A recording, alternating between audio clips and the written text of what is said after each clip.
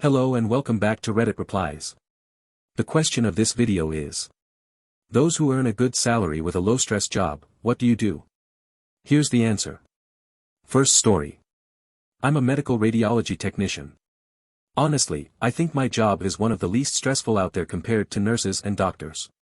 Our workdays aren't as long, and our main responsibility is quite simple: obtaining diagnostic images of patients, which sometimes can be done in just a few minutes. Once we've obtained the images we need, the patients are taken care of by orderlies, so we don't spend too much time with them. Honestly, I find a certain relaxation in this job that increases as you develop your skills.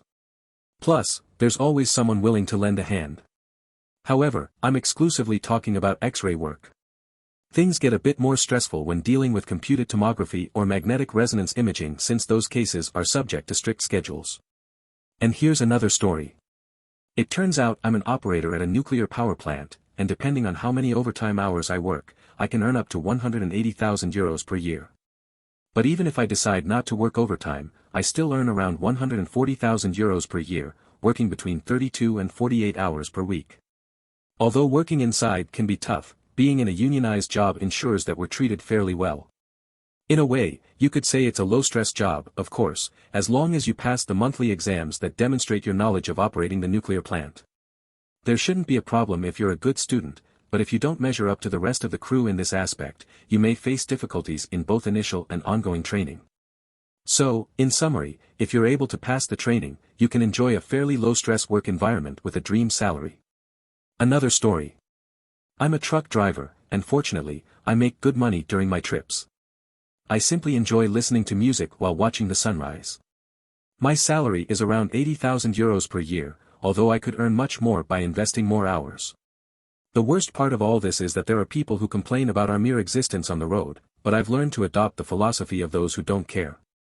Despite my positive experience, I don't usually recommend this profession to others as it can be very difficult to find well-paying jobs. I was lucky, a daily delivery company hired me just when I got my truck driver's license. Another story. I'm a sailor on a tugboat in New York, and I earn about $400 a day. And when I get the next promotion to mate, my salary will increase to $600 daily. And if I become a captain, I'll earn up to $700 a day. Our life on board is truly an adventure. We travel up and down the East Coast for 2 weeks, after which we enjoy another 2 weeks off. Life on board is much more pleasant than you might imagine, as most of the time we eat for free and spend our time watching television. As for me, I always bring my Xbox and spend a couple of hours a day playing games, using my mobile data to have Wi-Fi on the Xbox. It's literally like being on a relaxing 2-week vacation with friends. So basically, this is my life: 2 weeks sailing with my colleagues, playing console games, enjoying the sea, and then, in addition, 2 weeks of vacation. And all this while earning a more than decent salary. Not bad, right? Another story. Although my job may not seem low-stress or highly remunerative to most people, for me, a 24-year-old single guy, it meets both requirements.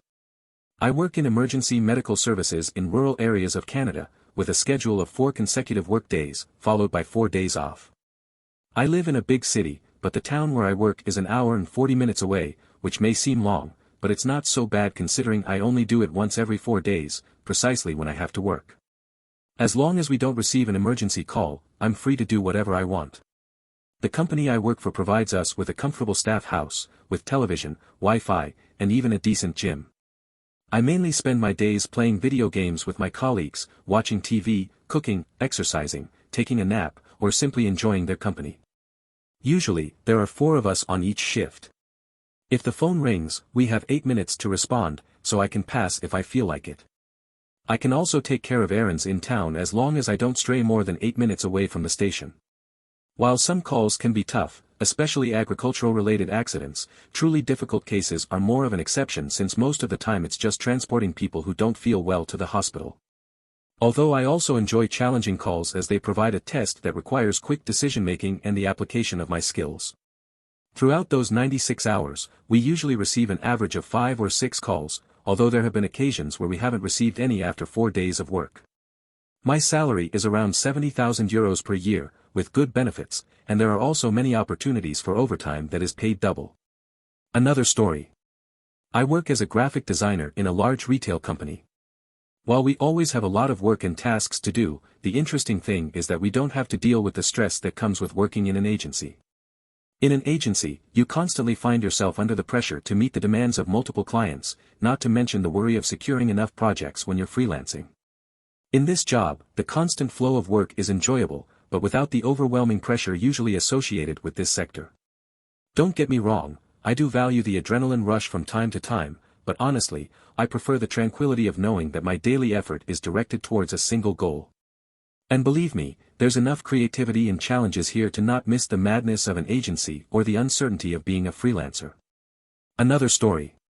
I work in a medical clinic performing ultrasounds and examining hearts and vascular systems, and I get paid around $35 per hour. It's a fairly calm environment, and if you manage your time well, you can even finish your entire workday in a couple of hours, leaving you with the remaining time free. Between studying and working, I manage to invest in the stock market, read a bit, and always learn something new, which helps me keep my free time filled with interesting activities. And here's another story. It turns out I'm an English teacher in China, and my life is quite relaxed. I earn around $2,700 per month, working approximately 12 hours per week, which, considering that almost all my living expenses are covered, is not bad at all. They even provide me with a return flight each year. And although I have 3 months off, I still receive my salary for 11 months a year. Of course, I won't get rich, but it's surprising how much I can save given the low cost of living. Now, it's about $2,300 per month. Plus, I have plenty of free time to enjoy life, explore China, and do whatever I want.